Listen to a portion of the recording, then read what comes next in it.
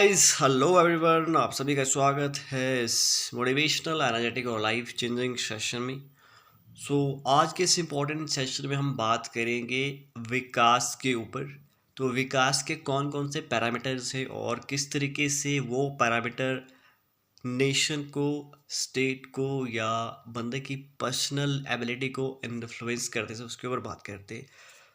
Development में बहुत सारे पैरामीटर्स आते हैं, जैसे health, education, road transport, environment stability जिसे हम कहते हैं पर्यावरण संरक्षण।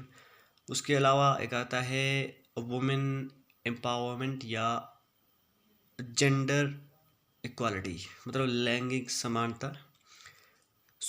ये बड़े इंपॉर्टेंट पैरामीटर्स हैं विकास को डिफाइन करने के लिए।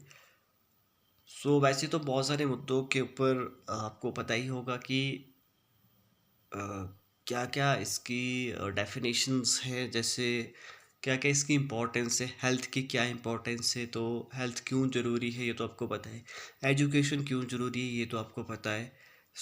किस तरीके की एजुकेशन आज के ट्रेंड में चल रही है। एजुकेशन तो हो रही है, बट एक स्किलफुल एजुकेशन की प्रेजेंट टाइम में रिक्वायरमेंट है। आर्टिफिशियल इंटेलिजेंस, इंफॉर्मेशन टेक्नोलॉजी का आज का ज़माना है। तो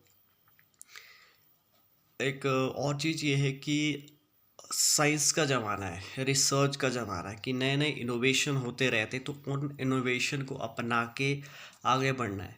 बंदों को ये सारा नॉलेज होना चाहिए कि एजुकेशन में क्या बदलाव हो रहे, हेल्थ में क्या बदलाव हो रहे, बीमारियों को रिमूव करने के लिए कौन कौन से प्रिकॉशंस, प्रिलिमिनरी प्रिकॉशंस जिसे हम कहते हैं, वो अपनाने की ज़रूरत है। और एजुकेशन, इंडिया का एजुकेशन सिस्टम हमारे लोकल एजुकेशन सिस्टम को कैसे अच्छे से अच्छा बिल्टअप करे, ताकि हमारा जो यूथ है, जो जनरेशन है, वो एक बेटर रेपुटेशन अपने देश को दे सकें और वर्ल्ड लेवल के जितने भी देश हैं उनसे compete कर सकें।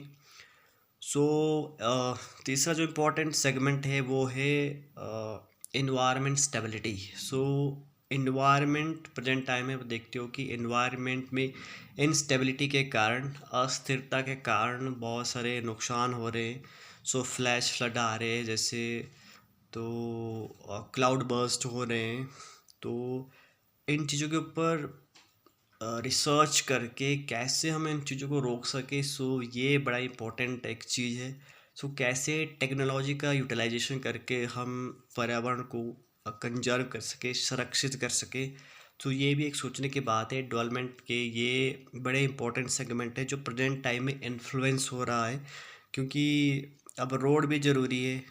तो रोड के कारण जो है, एक्चुअली में क्या होता है, जो साइंस का अगर आपको नॉलेज हो, तो जैसे ही पेड़ को हम काटते हैं तो उससे जो मिट्टी की जो पकड़ होती है ना, वो ख़त्म हो जाती है। तो अगर बारिश पड़ती है तो वो मिट्टी बह जाती है, खुद तो बहती है लेकिन पीछे से भी पूरा का पूरा पहाड़, इसी कारण वो पहाड़ नीचे गिर जाता है। प्रेजेंट टाइम में यही हो रहा है। स्पेशली अगर कहीं पे डेवलपमेंट हो रही है तो वहाँ पे कुछ टेक्निक अलग तरीके के अपनाने की ज़रूरत है। वहाँ पे कुछ ऐसे तरीके के पेड़ लगाने की ज़रूरत है जो बड़े जल्दी उग सकें और मिट्टी को पकड़े रख सकें। एक चौथी जो इम्पोर्टेंट चीज़ है वो है कि लैंगिक समानता जिसे हम कहते हैं, जेंडर इक्वालिटी जिसे हम कहते हैं। तो विकास में ये भी बड़ा एक इम्पॉर्टेंट चीज़ है। लैंगिक समानता में हम क्या कंसिडर करते हैं कि महिलाओं और पुरुषों को हम इक्वली ट्रीट करते हैं। महिलाओं को आगे बढ़ने के लिए अलग तरीके के रास्ते हम दें, ताकि वो भी ज़िंदगी में कुछ बड़ा कर सके। Women in equality present time में है। महिलाओं को उतने ज़्यादा रिसोर्सेज नहीं आगे बढ़ने के लिए। विकास में एक सबसे बड़ी रुकावट ये भी है कि वुमेन एम्पावरमेंट या लैंगिक समानता के लिए हमें काम करने की ज़रूरत है। एक स्किलफुल नॉलेज और ट्रेंड के हिसाब से समझाने की ज़रूरत है।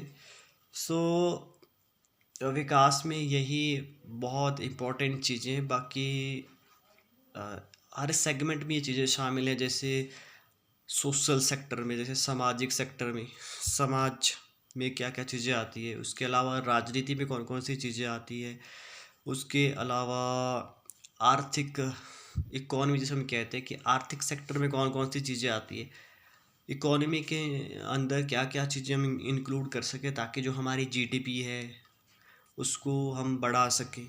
ठीक है, सो हमारा जो और देशों के साथ किस तरीके की रिलेशन है, तो उसका क्या इफ़ेक्ट हमारे अ, लोगों के ऊपर पड़ सकता है, उनकी फाइनेंशियल कंडीशन के ऊपर क्या पड़ सकता है। सो उन चीज़ों के बारे में पता होना ज़रूरी है।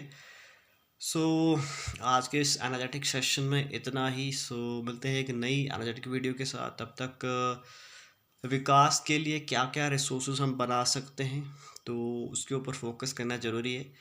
So thank you very much for watching the video. जय हिंद, जय भारत, जय श्री कृष्ण।